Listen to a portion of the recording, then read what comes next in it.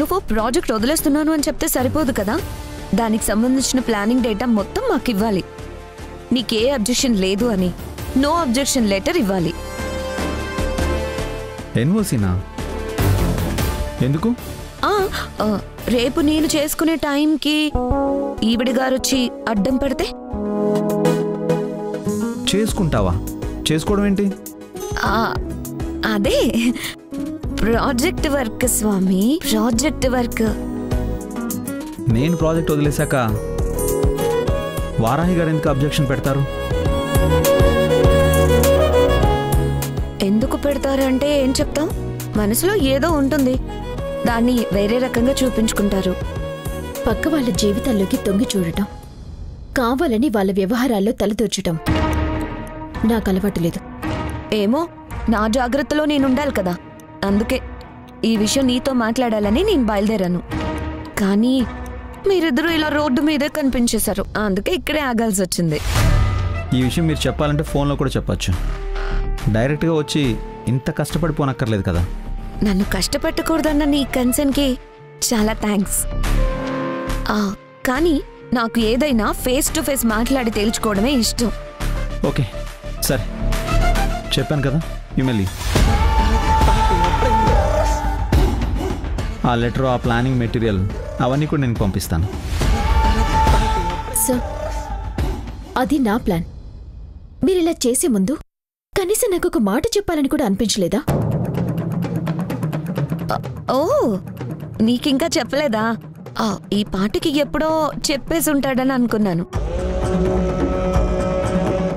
అయినా నువ్వు తన దగ్గర ఎంప్లాయీవి కదా, నీకన్నీ చెప్పే చేయాలా? Rekha please, this is our personal official matter. మీ కంపెనీ ఇంటర్నల్ మ్యాటర్స్తో నీ ఇంటర్ఫిరెన్స్ అనవసరం. You can leave now.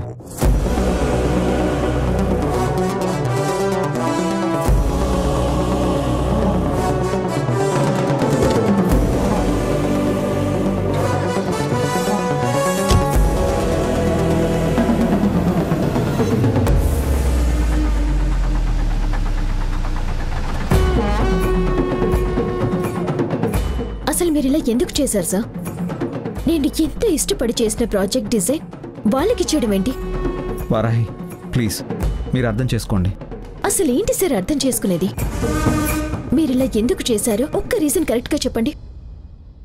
మీకోసం అండి. వాట్? ఐ మీన్ మీ చెల్లెల కోసం. ఈ ప్రాజెక్ట్ వాళ్ళు చేస్తే వాళ్ళ ఇంట్లో వాళ్ళంతా హ్యాపీగా ఉంటారు. వాళ్ళు హ్యాపీగా ఉంటే వాళ్ళ ఇంట్లో వాళ్ళందరినీ హ్యాపీగా ఉండనిస్తారు. హాస్ని హ్యాపీగా ఉంటుందండి. మీరెంత మొండివారు సార్. ఫైనల్గా మీరనుకున్న పని చేశారు. ఏ ప్రాజెక్ట్ అయినా చేసి 100 మందికి పని కల్పించగలను, కానీ ఈ ప్రాజెక్ట్ చేస్తే మాత్రం హాస్ని జీవితానికి చాలా కీడు చేసిన వాడిని అవుతాను. తెలిసి నేను ఆ తప్పు చేయలేనండి.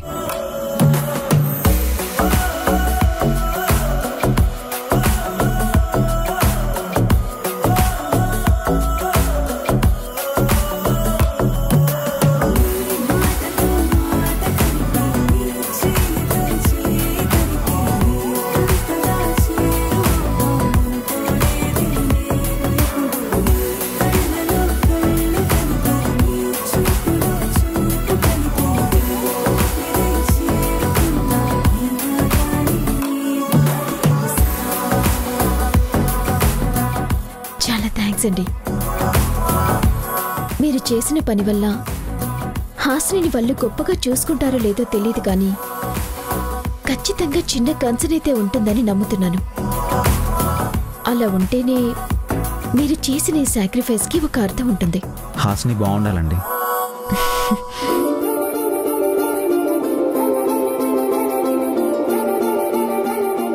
సరే సో, ఇక నేను బయలుదేరుతాను.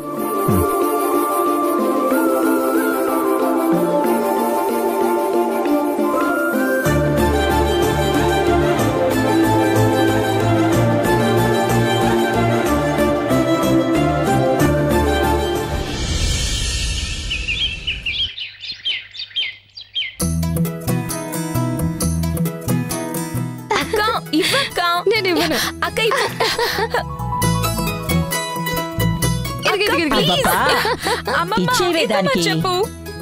నేను ఇవ్వను. అమ్మమ్మ చెప్పు. ఇవే దాని చేయను ఇవ్వమంటుంటే వచ్చి తీసుకోమను. కళ్యాణి జాగ్రత్త. అమ్మా చూడమ్మా, నా చైన్ పట్టుకుని నన్ను పరిగెత్తిస్తుంది. ఇచ్చేవే. తీసుకోమనమ్మా, వచ్చి తీసుకోమను. ఇదిగో తీసుకో. ఇచ్చేవే దానికి. కళ్యాణి తీసుకో. అక్క కృష్ణమ్మ చూడది సునయనని ఎలా ఏడిపిస్తుందో. అది కళ్యాణి సునైని ఏడిపించడం కాదు పిన్ని, కాళ్ళు వచ్చాయని కళ్యాణి ఆనందం.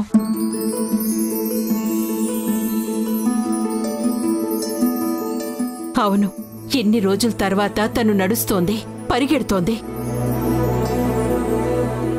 ఆ విషయం తనకి తెలియడం కోసం, తనకే గుర్తుండటం కోసం తను పరిగెడుతోంది.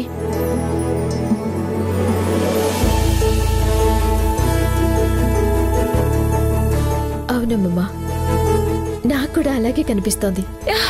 అక్క చైన్ ఇవ్వు. జాగ్రత్త జాగ్రత్త. ఏంటి అయిపోయిందా? ఈ చైన్ నీకొద్దా? అక్క చూడక్క. ఏ ఆగవే, నువ్వొస్తున్నావా? దా వచ్చి తీసుకో.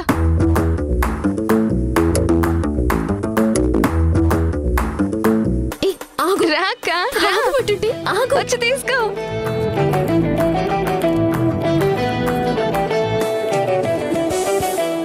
సునీనా పట్టుకో. ఆగు, పట్టుకో సునీనా. దాని చైన్ ఇవ్వు. ఇవ్వు. తీసుకో.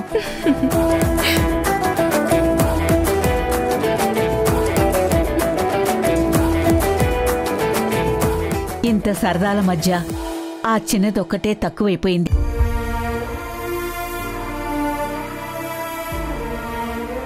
అదప్పుడే పెద్దదై వెళ్ళిపోయింది. నువ్వేం బాధపడకమ్మమ్మా, నిదానంగా తన జీవితం సెట్ అవుతుంది. హాసిని లైఫ్ పూర్తిగా సెట్ అవ్వాలంటే ముందు మనం అరుంధతి గారి బాకీ తీర్చాలి. అది తీర్చాలంటే మనం ఈ స్కూల్ యూనిఫామ్ కుట్టే పని పూర్తి చేయాలి. ఆ మెటీరియల్ తేవడానికి నేను రెడీ అవుతుంటే కళ్యాణి అక్క నేను వేసుకుంటున్న చైన్ తీసుకొచ్చేసింది. సర్లే, నీ చైన్ నువ్వు తీసుకున్నావు కదా, పద బయలుదేరదాం. అమ్మా కళ్యాణి, సునైనా, నేను చెప్పేది జాగ్రత్తగా వినండి. మన జీవితం మారకూడదని కోరుకునేవాళ్ళు మన వెనకే ఉన్నారు. మనల్ని నాశనం చేసే అవకాశం కోసం ఎదురు చూస్తూ ఉంటారు. కాబట్టి మీరు చాలా జాగ్రత్తగా సరుకుని ఇంటికి తీసుకురావాలి. అమ్మా నువ్వేం కంగారు పడకు, మేం చాలా అలర్ట్గా ఆ సరుకుని ఇంటికి చేరుస్తాం. సరే, జాగ్రత్తగా వెళ్ళిరండి. సరే, జాగ్రత్త. అలాగే అక్క. జాగ్రత్త అమ్మా. సరే అమ్మమ్మ.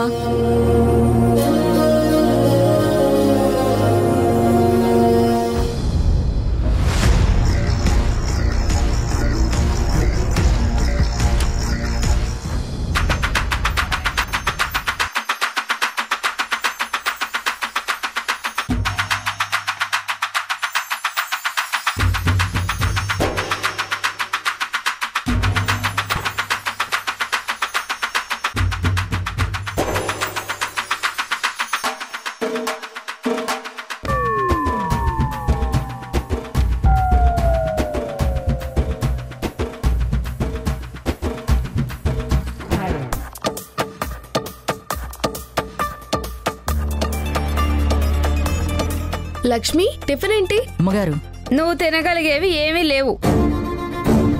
రోజు మాకు నచ్చిన టిఫినే ఉంటుంది. ఈ రోజు బాజ్రా రోటీ, లసూన్కి చట్నీ. అవును, నువ్వు నాకేమవుతావు? విక్కీకి అమ్మమ్మ అంటే నాకు నానమ్మ కదా. అసలు నువ్వు ఏం చేస్తున్నావు? అంటే నేను నా మొగుడి దగ్గరే ఉండాలని ఊరంతా కలిసి నన్ను ఈ కొంపలో తీసుకొచ్చి పెట్టారు. మరి నీ మొగుడు అదే తాత, ఆ తాత అక్కడెక్కడో రాజస్థాన్లో ఉన్నాడు. నువ్వేమో నీ మొగుడిని వదిలేసి ఇక్కడేం చేస్తున్నావు?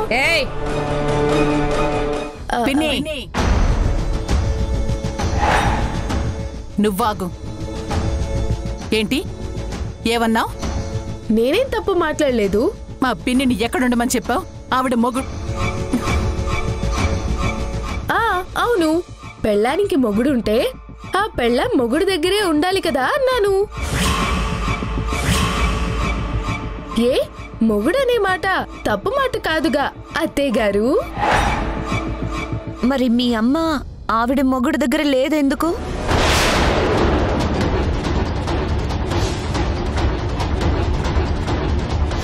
మా అమ్మ గురించి ఈ ఊరు మొత్తం తెలుసు.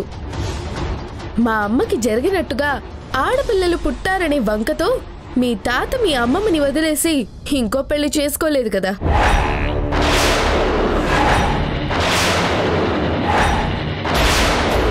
అలాంటప్పుడు ఈవిడ గారు మీ తాత ఎక్కడికి వెళ్తే అక్కడికి వెళ్ళుండాలి కదా. ఎవరు ఎక్కడుండాలో ఎవరిని ఎక్కడ ఉంచాలో నిర్ణయించేది నేను. ఎవరు పడితే వాళ్ళు ఏది పడితే అది మాట్లాడడం కుదరదు ఈ ఇంట్లో. నేనేం బయట మనిషిని కాదు. ఈ ఇంట్లో నేను ఓ సభ్యురాలినే. మాట్లాడే హక్కు నాకు ఉంది. నేను టిఫిన్ ఏంటి అని లక్ష్మిని అడిగితే ఈవిడే కావాలని అడ్డం వచ్చి మాట్లాడింది. అందుకే ఇక్కడ అడ్డంగా ఉండడం ఎందుకు అన్నాను.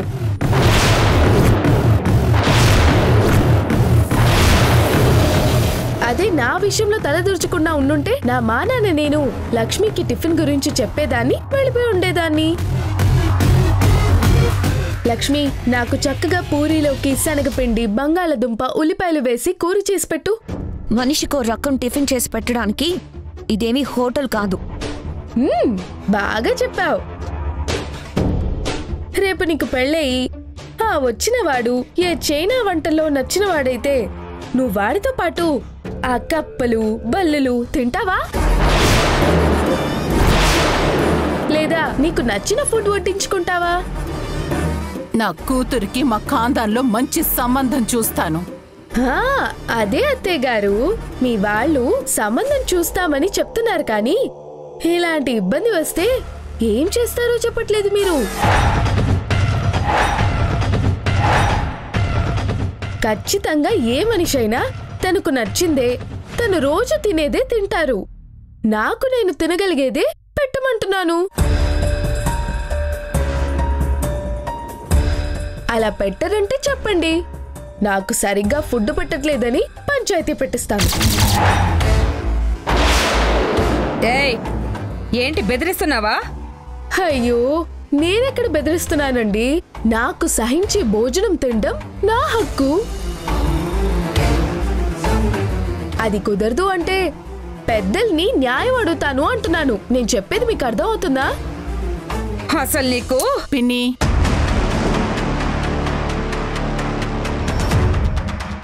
మంచివాడితో మంచితనంగా ఉండొచ్చు, అలాగని చెడ్డవాడితో చెడుగా ఉండకూడదు.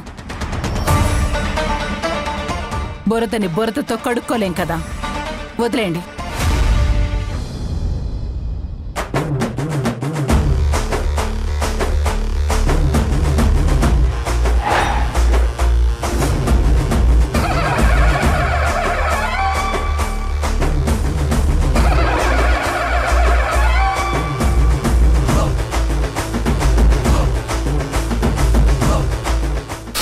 హాసిని, హే హాసిని, హాసిని, ఏంటి నువ్వు చేసిన పని? నా వార్డ్రోబ్లో బట్టలని బయటికి లాగి పడేసి వాటిల్లో నీ బట్టలు పెట్టావెందుకో? ఏంటి విక్కీ ఇది? నేను నీ భార్యని. భర్త అనేవాడు భార్య వచ్చాక కొన్ని అడ్జస్ట్మెంట్స్ చేసుకోవాలి.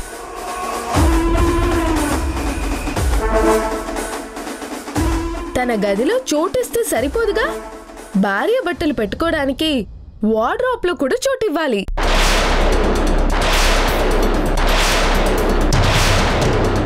అలా ఇవ్వకుండా నేనే మొత్తం వాడుకుంటాను అంటే ఎలా?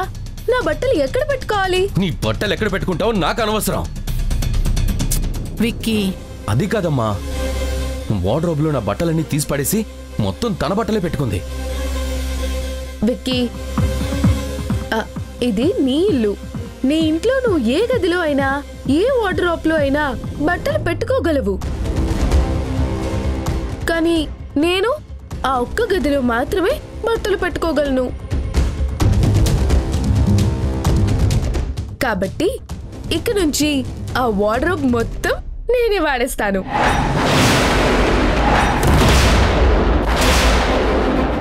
నువ్వు ఇంకో గదిలో ఎక్కడైనా అడ్జస్ట్ చేసుకొని సర్దుకో. ఓకే? మా అన్నయ్య వార్డ్రోబ్ ని లాగేసుకొని పైగా ఇష్టం వచ్చినట్టు మాట్లాడతావా? ప్లీజ్, అతను నా మొగుడు.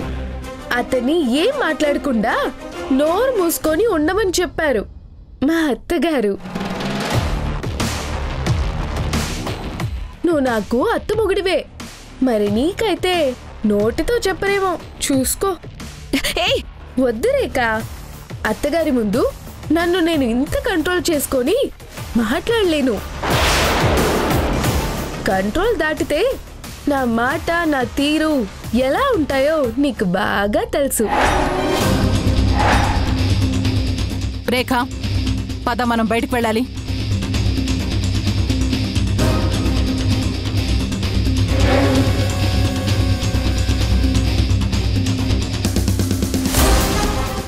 లక్ష్మి, నీకు చెప్పాను కదా, ఆ టిఫిన్ రెడీ చేసి నాకు పైకి తెచ్చే, సరేనా? అలాగేనమ్మా.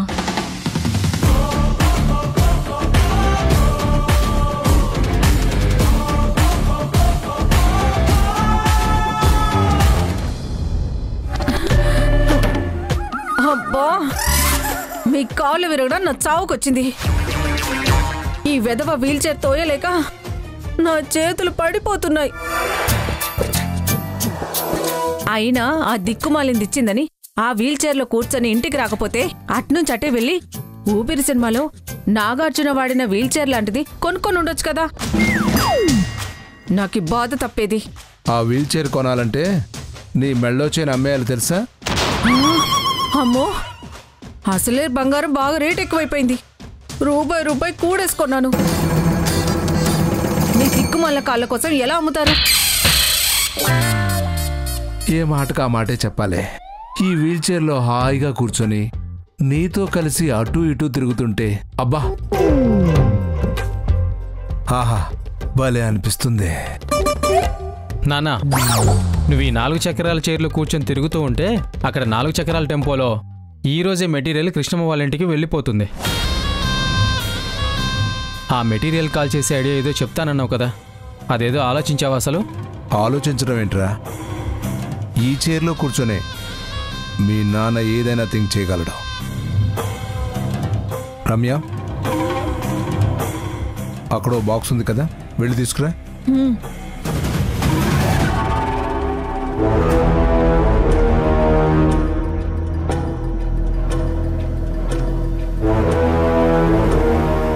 ఏవండి, ఇది ఇందాక పాండురంగనే తెచ్చి చెల్లాడండి. మీరు తెమ్మన్నారంట కదా. అక్కడ పెట్టావు కదా, వెళ్ళి మంచినీళ్ళు తీసుకురా. ఒరే కుమారా, అది ఓపెన్ చేసి ఒక ప్యాకెట్ ఉంది, అది బయట పెట్టు. ఓకే నాన్న. ఏం నాన్న ఇది?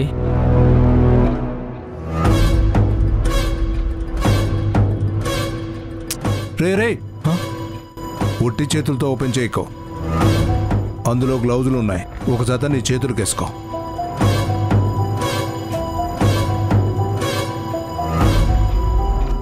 రేయ్, అది రైట్ హ్యాండ్ రా. ఇది కూడా నేనే చెప్పాలంటరా?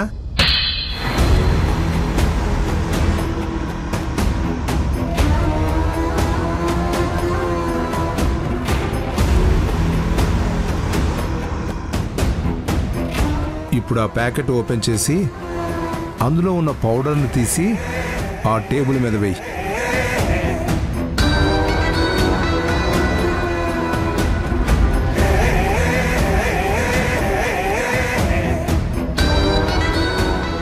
రమ్య, ఆ పౌడర్ మీద కొంచెం నీళ్లు జల్లు.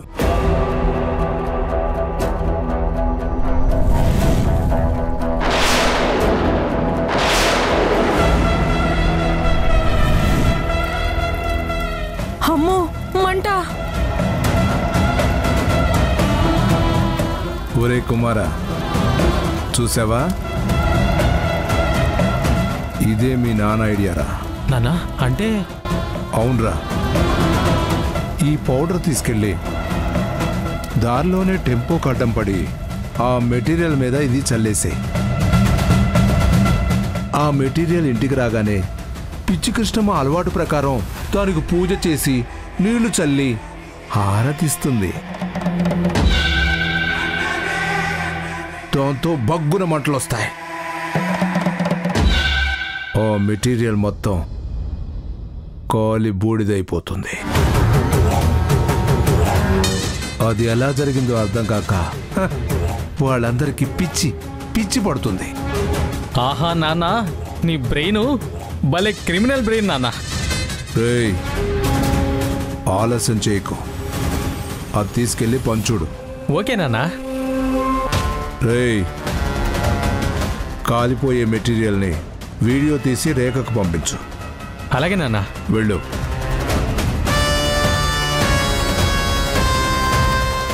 ఆహా, మీ బుర్రే బుర్రండి. మీ భార్యకి పుట్టిన మంటకి ప్రతీకారం తీర్చుకుంటున్నారు.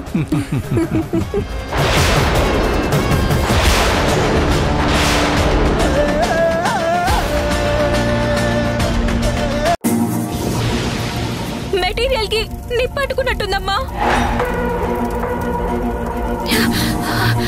అమ్మా అమ్మా అమ్మా, తప్పుకో తప్పుకో తప్పుకో. ఏంటమ్మా, నీళ్లు పోస్తే మంటలారాలి కానీ ఇంకా ఎక్కువ అంటుకుంటున్నాయేంటమ్మా? దాని మీద ఎవరో ఏదో కెమికల్ చల్లారు.